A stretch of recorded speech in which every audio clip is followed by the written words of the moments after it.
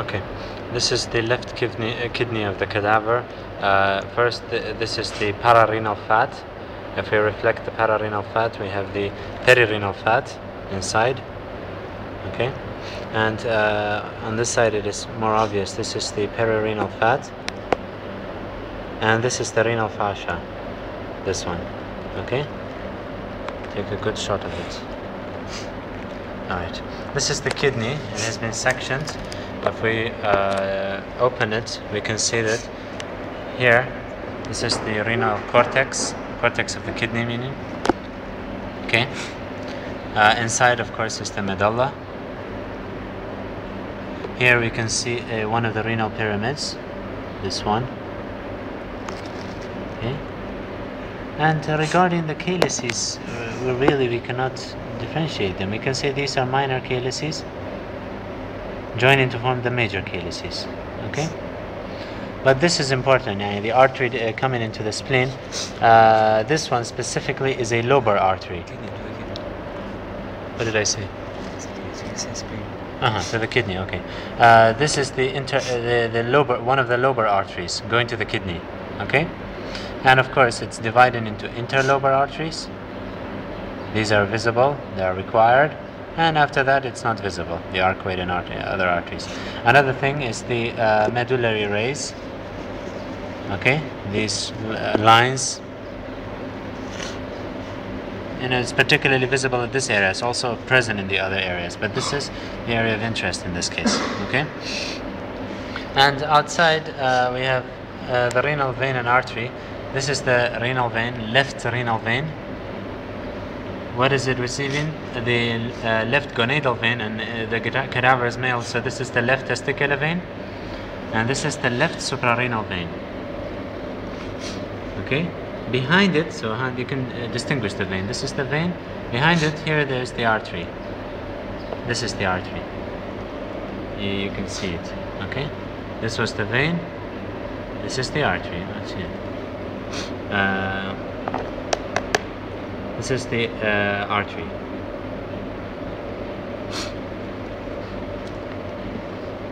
Okay, and you can also see it going inside the kidney. See, it's divided into the into the lobar arteries. Okay, anterior and posterior branches. Then you have some other features on the cadaver. All the intestines have been removed. We reflected just for the sake of understanding. Okay, now we're reflecting the abdominal wall. Alright. On this side, the skin, the fascia, again the oblique muscles. Here, this is the greater omentum. It's messed up. Okay, we can reflect it and try to return to its original position, but we don't need that. Okay, this is the greater omentum. We're reflecting it backward, above, sorry. And here, this is the stomach. Of course, the greater omentum is attached to its greater curvature, right? So here is also the stomach. If we bring it back, so it's more obvious. Okay, this is the region of the fundus of the stomach. This is the entrance, side of entrance of the esophagus around here, the esophageal hiatus. Fundus of the stomach, the corpus or the body, the antrum, and the pylorus. Okay, and here we can see its union with the duodenum. This is because of the rupture of the bile duct, probably, or just the gallbladder. Okay, here this is the junction with the duodenum. Okay, so here we have the first part of the duodenum. Here. Okay, now if we follow it, this is the duodenum. This is the second part. Okay, and you can see that the head of the pancreas lies in its C-shaped region of the duodenum. The third part, and then the fourth, and finally its junction with the ileum. The ileum and downward have been removed. Okay, so again, this is the stomach coming down, the duodenum. Then if we reflect these, the rest of the duodenum until the duodenojejunal junction. Okay, now we don't need the greater omentum, so we'll reflect it back. Okay, here we saw the duodenum. Now we have the pancreas and these vessels. The pancreas here's the pancreas, okay? Or at least most of it, not all of it. The tail of the pancreas goes behind, or let's say dorsolaterally, okay, to the spleen. We saw that in one of the previous videos we said the spleen lies here. So the tail of the pancreas goes towards the hilum of the spleen. Then you have the body, the neck, and the head of the pancreas. But the other part of the pancreas, which is derived from the ventral bud of the pancreas, is the uncinate process. Okay, this part originally lies ventrally. When it rotates, it comes to lie here. It forms only the uncinate process and part of the head of the pancreas, and that's why this is very interesting. The vessels, these are the vessels, inshallah we'll talk about them now. You can see they lie behind the body of the pancreas, but they lie in front of the uncinate process. Because if you imagine its origin, the pancreas originally, this part of the pancreas originally lies ventrally. When it rotates posteriorly, it will bring these vessels in front of it. Okay? So again, this is the body of the main part of the pancreas, the tail, the body, the neck, and the head. And this is the uncinate process. Okay? Here. And this is the duodenum behind it. So, as for the vessels, how do you distinguish between them? It's obvious actually. This is an artery, okay? And this is a vein here. So this one here is the superior mesenteric trunk or artery. Here, okay? You can recognize it by its branches. So this is the artery, the superior mesenteric artery. It's given off what? The ileocolic. This is the right colic. No, this is, we cannot say this is the middle colic. It's too inferior, but probably in its origin it was like that. I don't know. Maybe this is the middle colic. It's not important. The main point is that this is the superior mesenteric artery. This is its ileocolic branch, and this is the and this is the right colic branch. As for the vein, again, this is the superior mesenteric vein. It's, you can recognize by its color. This one is white. This one is, dark blue. It's also receiving veins correspondingly. So you have this ileocolic vein and the right colic, and probably there was also middle colic. But you can also distinguish the vein by its union with the splenic vein. Okay, this is the superior mesenteric. Follow it closely. This is the superior mesenteric. We go to the splenic vein. They unite to form the portal vein. Here. Yes, it's obvious. This is the portal vein. Okay, so this was the superior mesenteric here. If we follow it, it's uniting with this splenic vein. Okay, they are forming the portal vein. Okay, if we also reflect this bulk, we can see other parts. For example,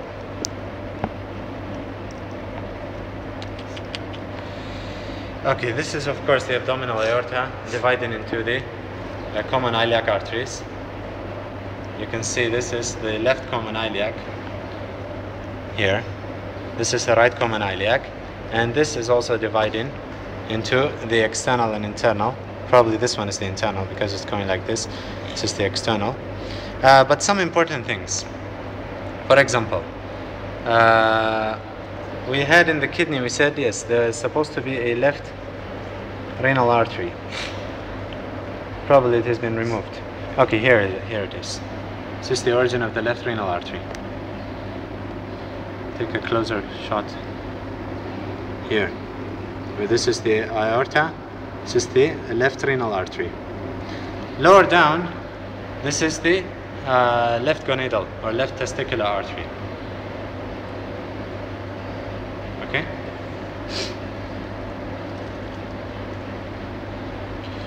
On this side, this is the right testicular artery. Okay, here. And this is the right testicular vein. You can follow it to the inferior vena cava. This is the inferior vena cava. It goes toward the inferior vena cava. Okay. And here is the formation of the inferior vena cava from the common iliac veins on both sides. Here and here. But for the arteries, just a second.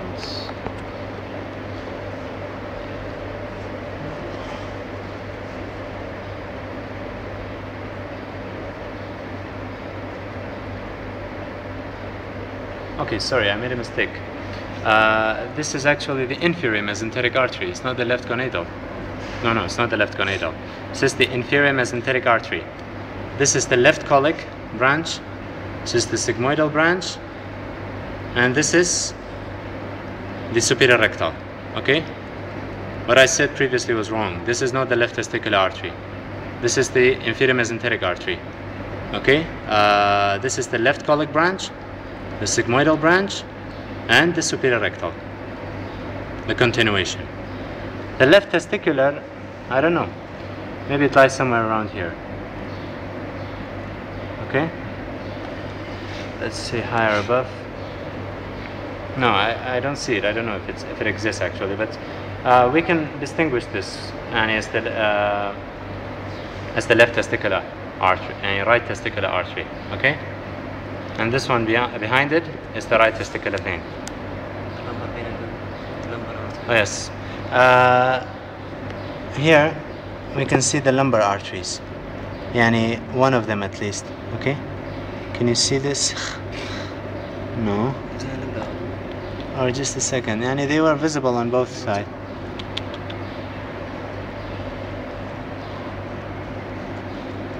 Yes, this is a lumbar artery. You can see the lumen. One of the lumbar arteries. Okay? It's visible. Okay, and also it exists on this side. And they are, here they are. This is one. Okay? Here. And this is another one beneath it, below it. These are lumbar arteries. And also we had actually the left renal artery. This is it, yes. This is the left renal artery. And not this branch, I don't know what this branch is. Here's the left renal artery. Okay, and right. So, this is the right renal artery and the orientation. Okay, it's going to the right kidney. And this is the right kidney here. Here it is, okay? And the left renal vein, well, this is probably, okay, let's see where it is going. I believe this is going to the inferior vena cava, so this is the left renal vein. Okay? Okay. And there was also the ureter visible, if we can find it.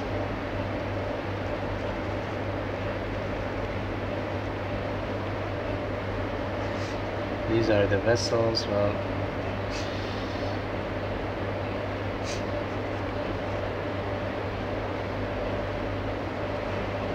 I don't know actually, I don't see the ureter. Probably.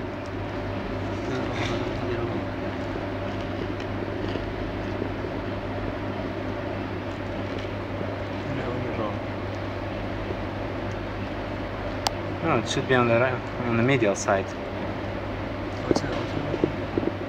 Which one? I don't see it, I don't know. Which one? Huh? No, Arfasha. It's not a problem. بس يعني وابزان بعضشتك لم لاوتم لفته ما هم رايت اورينتيشن كم نتكشوا ترشي لم لا برايت testicular artery and vein the remaining things are the muscles. Okay, this is the psoas, left psoas muscle. Okay, left quadratus lumborum muscle. Okay, and on the right side this is the right psoas muscle. There's no quadratus lumborum, it's not visible. And here in the iliac fossa we have the iliacus muscle. Here, this region. Okay? So. Okay, just a quick review of the structures that we saw in case I made any mistakes so as to compensate for it. This is the pararenal fat. This is the perirenal fat inside. This is the renal fascia. This is the cortex of the kidney. This is a renal pyramid here. These are the minor calyces joining to form major calyces deeper inside. This is a lobar artery going to the kidney. It's divided into interlobar arteries. On the outside, this is the left renal vein, and the orientation, okay. This is the left testicular vein, and this is the left suprarenal vein. Behind it, if we reflect the artery, here we have the vein, sorry, the artery. What happens? Yes, it's on the side. This is the renal artery, okay? And you can see its branches, divided into lobar branches. Okay? Alright. And here, again, just a quick review. This is the greater omentum. This is the stomach, the fundus, the body, the antrum, and the pylorus. Then, if we follow it, here is junction with the duodenum, the region of the pyloric sphincter. And here we have the first part of the duodenum. If we reflect the greater omentum, and we reflect these vessels, we can see the rest of it. This is the second part, the third part, and finally the duodenojejunal junction. Okay, and here behind it we can see the pancreas. Here's the pancreas. This is the region of the tail of the pancreas going to the hilum of the spleen. This is the body, this is the neck, and this is the head in this region. Okay, this is, if we reflect these vessels, we say that the vessels lie in front of the uncinate process of the pancreas, but behind the rest of the pancreas. Okay, this is the uncinate process. As for the vessels, what's this? This is the superior mesenteric vein. Okay, and it's also receiving branches and corresponding to the artery. What happened here? This is okay, wait a second. Yes, this is the superior mesenteric receiving. Probably this is the ileocolic, this is the right colic, and this could be a middle colic. This is the superior mesenteric artery divided into the ileocolic, and or if this is on this side, this is the ileocolic, and this is the right colic. Okay. Then if we reflect this, we can see the aorta. This is the aorta here. Okay. This is the left renal artery. Okay. Deeper inside, this is the right renal artery here. Okay. This is the right renal artery. This is the inferior mesenteric artery, dividing into the left colic. This is the left colic. Okay. And this is the sigmoidal, and this is the superior rectal here. This is the bifurcation of the aorta to common iliac arteries, and this is the common iliac, right common iliac divided into internal and external iliac arteries. This is the inferior vena cava. Here we have the left testicular artery. Right. This is the right testicular artery, and this is the right testicular vein. Okay, this is the region of the left kidney here, and this is the psoas muscle, psoas major, the right one, and also on the left, this is the left one. This is the quadratus lumborum. This is the iliacus, and as the lumbar arteries, here we have some of the lumbar arteries. This is one of them, for example. There was another one visible. We showed it earlier. Yes, here. And another one on this side. This is another lumbar artery.